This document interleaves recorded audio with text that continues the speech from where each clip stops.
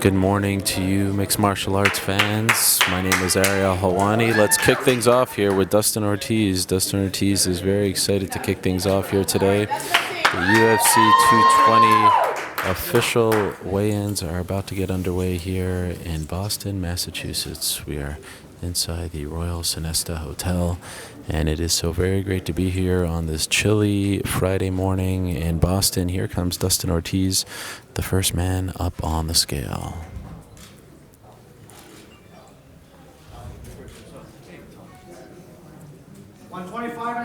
And he hits his mark. That's 125 and a half for Dustin Ortiz. Competing on Saturday night's card against Alexander Pantoja.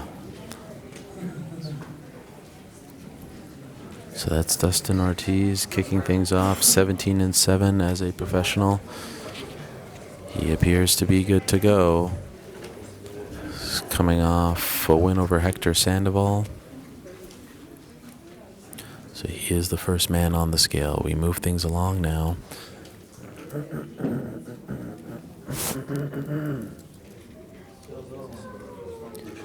And we say hello to Abdul Razak Al Hassan.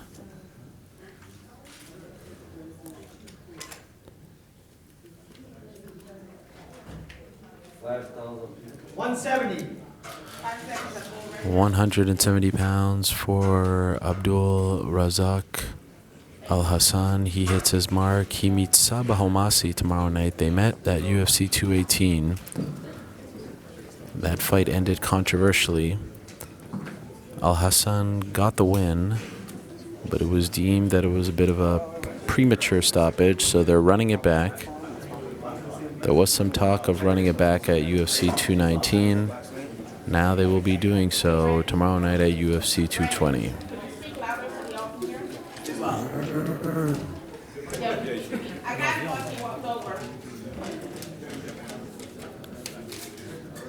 Moving along now, we say hello to Islam Makhachev.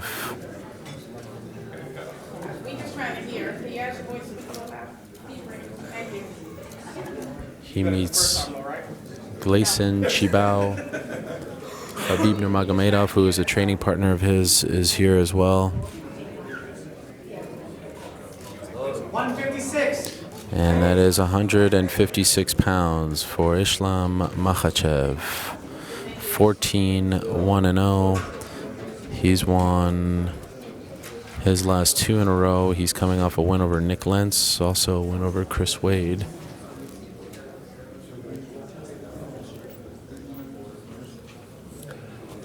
And so we are 3 for 3 here this morning in Boston. UFC 220 is a little over a day away now. As we say hello to Brandon Davis. Here comes Brandon Davis on the scale. He meets Kyle Bochniak. They call him Killer B, Brandon Davis. He's making his UFC debut. He competed on Dana White's Contender Series. He hits his mark. That's 146 for Brandon Davis. Brandon Killer B Davis. 8-3 as a professional. He's won his last 4 fights in a row. And he defeated Austin Arnett back in August on the Dana White Contender Series, which aired on UFC Fight Pass. And now he's looking to continue his winning ways on tomorrow night's UFC 220 card, his official UFC debut. Alexandre Pantoja steps onto the scale. Thank you very much to my colleague Guilherme Cruz for that pronunciation. Alexandre Pantoja. And he hits his mark, 126 for the Cannibal. You saw his opponent moments ago. In fact, he was the first person to step on the scale, Dustin Ortiz. There's the Cannibal, Alexandre Pantoja, hitting his mark. And so that is our first fight that is official. Moving right along now, we say hello to the Bronx's own Shane Burgos. He always rolls deep.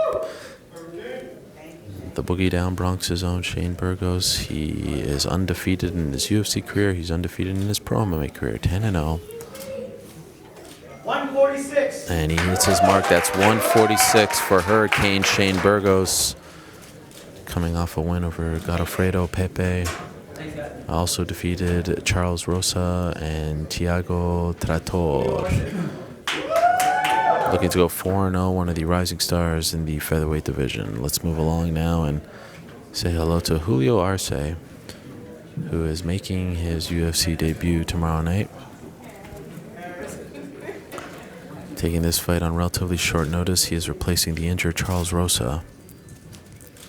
146. And he hits his mark. That's 146 for Julio Arce. He is also a veteran of the Dana White Contender Series show. He is 13-2 as a professional. Has competed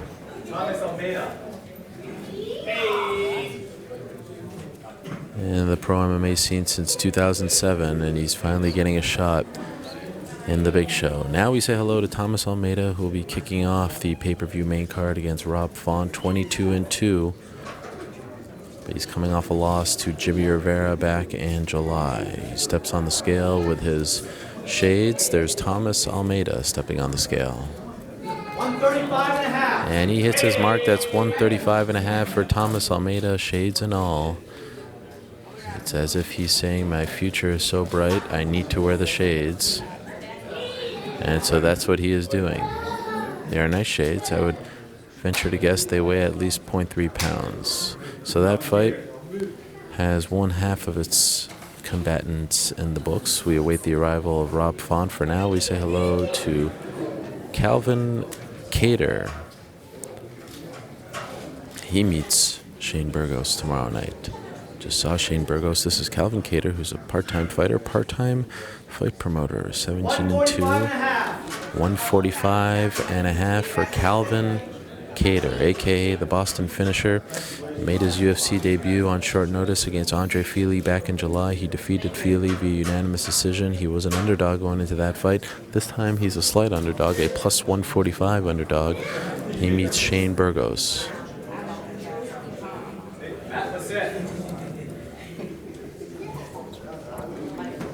And we do have some controversy here as far as the Pantoja name is concerned. The pronunciation policeman himself, the king of pronunciation, John Anik, is telling me it's Alexandre.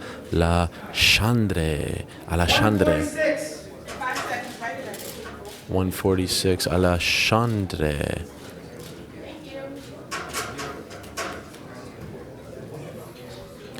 He also tells me that it's Uzdemir, but I did speak to Volkan yesterday, and he gave me the old French name. The way he says it is Uzdemir. Volkan Uzdemir. On the French names, I'm going to side with myself on this one, but I do appreciate the suggestions as always. Always appreciate when celebrities tune into the program.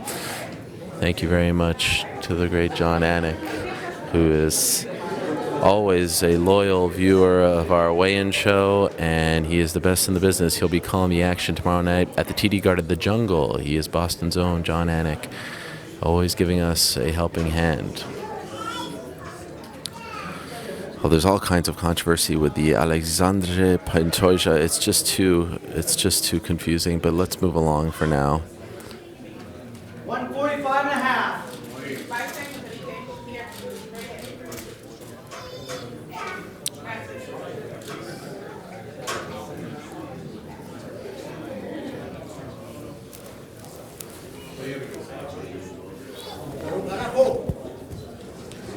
Okay, let's move things along here and say hello to the veteran Gleison Chibao. There he is, our old friend. It's been a while since we've seen you. Kicking off the event tomorrow night in the Curtain Jerker. Last time we saw Mr. Chibao was 2015. November of 2015. Has had his issues in the past with USADA. He is back now. 155. And he hits his mark. That's 155 for Gleison Chibao. In fact, our own Guilherme Cruz tells me that that is not even his real name. His real name is Jani Gleison Alves. He thought that Gleison would be an easier name to pronounce. Chibao is not even his last name either. That's his hometown. Could you believe it? All this time we thought his name was Gleison Chibao, and now we come to find out it's not even his name. In any event, we say hello now to John Vellante, who looks like, I mean, what is going on here with John Vellante? He's staring at the scale. He's afraid to step on the scale. He's laughing at the scale. Is that John Vellante or is it Rob Gronkowski? His head coach, Chris Weidman, is here filming the action. He has yet to step on the scale. Now he's about to step on the scale. He's a little nervous. 206. And he hits his mark. That's 206 for John Vellante.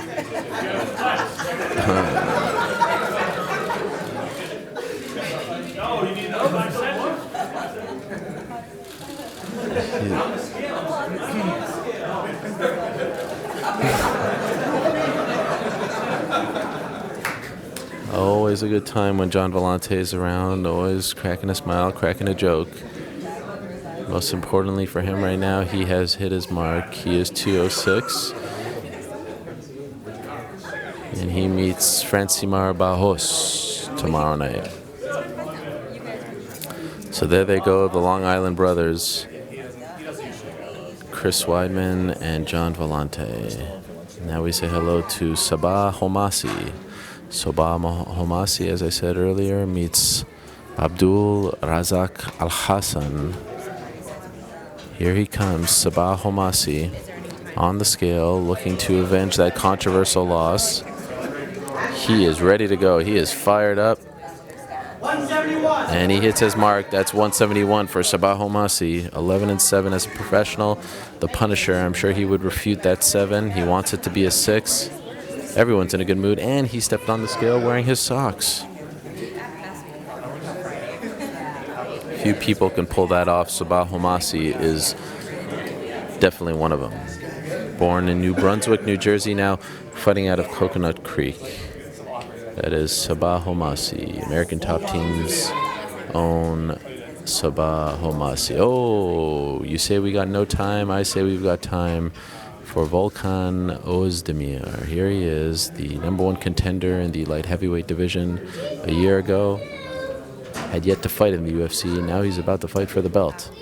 He wastes no time and steps right on the scale. 205. And he hits his mark. That's 205. That's championship weight for Switzerland's own, the pride of Switzerland. Also repping Turkey as well. Now fighting out of Florida. That's Volkan Ozdemir. The one and only No Time. It has been an interesting road for him to get to this point. Of course, had some legal troubles. He says that it will all be cleared up in no time. For now, though, he is focusing on his date with destiny with one Daniel Cormier. He had a bit of a verbal confrontation yesterday after the media day. Calm, cool, and collected is Volkan Ozdemir. He is a little over 24 hours away from getting a chance to fight for the light heavyweight title. Now we say hello to Dan Ige, and what a interesting story this is. Dan Ige stepping on the scale right away, not wasting any time as well. Hawaii's own Dan Ige 145.5. hits his mark. That's 145.5 for Dynamite Dan Ige. He is also a veteran of the Dana White Contender Series show. But most interesting to me is that he works in MMA management as well. He is an assistant for manager to the stars Ali Abdelaziz, although he isn't managed by Ali Abdelaziz. He works for Dominance MMA. Ali calls him the Vault, but he is actually managed by Brian Butler and Sucker Punch Entertainment. So it's an interesting dynamic there. We move along now and say hello to Francimar Barros. who appears to be very excited. Barros. It's not Barroso, it's Barros. Francimir Barros, 19-6. Fighting out of Rio de Janeiro, Brazil. He's coming off a loss back in September. He meets John Vellante on Saturday. Barros. Not Barroso, it's Barros.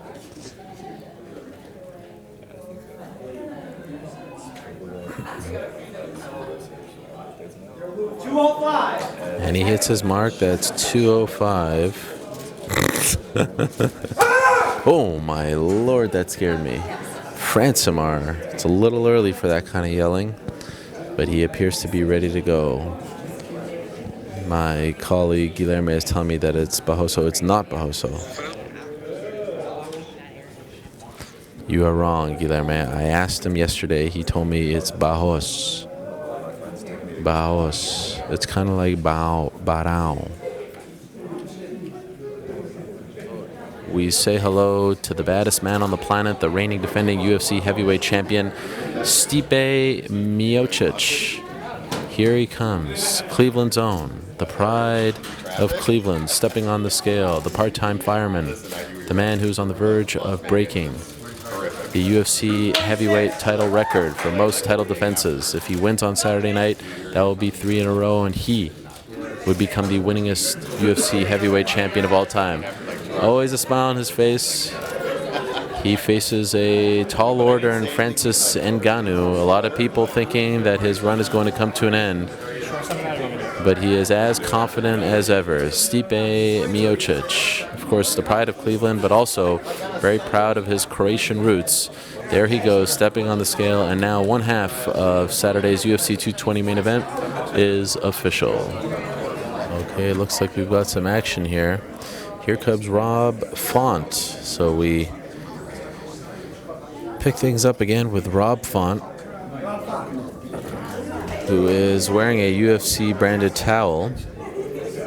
He'll be kicking off the pay-per-view main card against Thomas Almeida.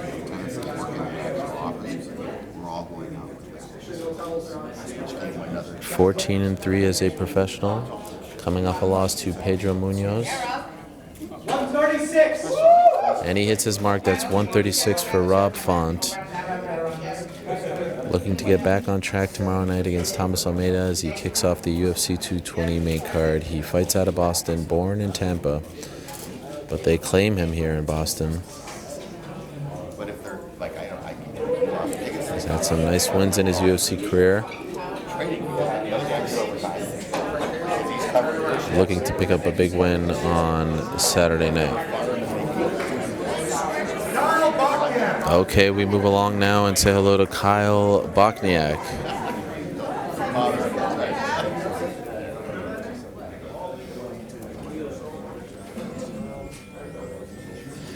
Here comes Kyle Bochniak stepping on the scale.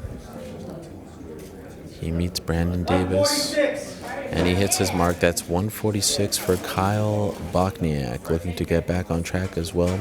Coming off a loss to Jeremy Kennedy. He last fought back in July. He fights out of Boston, Massachusetts. 7-2 as a professional. That's Kyle Bochniak, who has officially made weight here this morning. We are about to be joined by the man who has the entire combat sports world talking. There he is, Francis Ngannou, le Prédateur, from Cameroon, moved to France, has been competing for less than 5 years. He is about to step on the scale.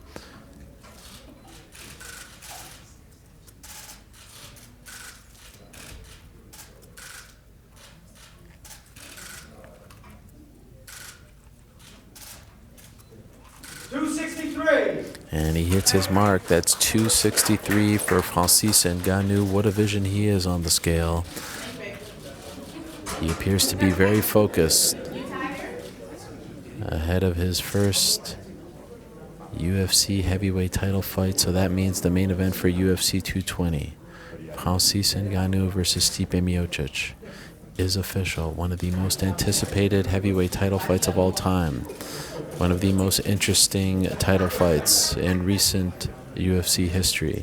Perhaps the most anticipated UFC title fight since Cain Velasquez versus JDS1 back in November of 2011. It has been some time since a challenger instilled the fear of God in his opponents, and who could forget what happened back in Detroit at UFC 218 when Francis Ngannou unleashed the uppercut from hell against Alistair Overeem. Looked as though he almost knocked Overeem's head off, and that cemented his place as the number one contender in the heavyweight division. Now he is a little over 24 hours away from fighting for the heavyweight title. Here he is, the reigning defending UFC light heavyweight champion. He arrives wearing a towel. He is about to step on the scale. This is the moment of truth for Daniel Cormier. He lifts his arms as he steps on the scale. They are holding the towel. 205. And he hits his mark. Daniel Cormier hits his mark. It's always dramatic when it comes to Cormier. There's always a little bit of theater involved, but he always hits his mark. Daniel Cormier hits his mark. He is official. The UFC light heavyweight title fight is good to go. It is in the books. You can tell his voice is a bit hoarse, but there he is, standing tall once again. Daniel Cormier. It's never an easy road to 205, but he hits his mark and he walks off like the champion that he is. Daniel Cormier has officially made weight. He is 205 pounds here this morning, and that means that UFC 220 is good to go. All 22 fighters officially make weight. We appreciate you standing by with us all morning. Log will be back later on today for the UFC 222 and 223 press conferences. Also, the ceremonial weigh-ins, our preview shows, so much to come. We're here coast to coast. We're doing our thing here in Boston and also in Inglewood, California for the Bellator 192 show. For now, we'll say goodbye from Boston. Thanks so much for watching. We'll talk to you later.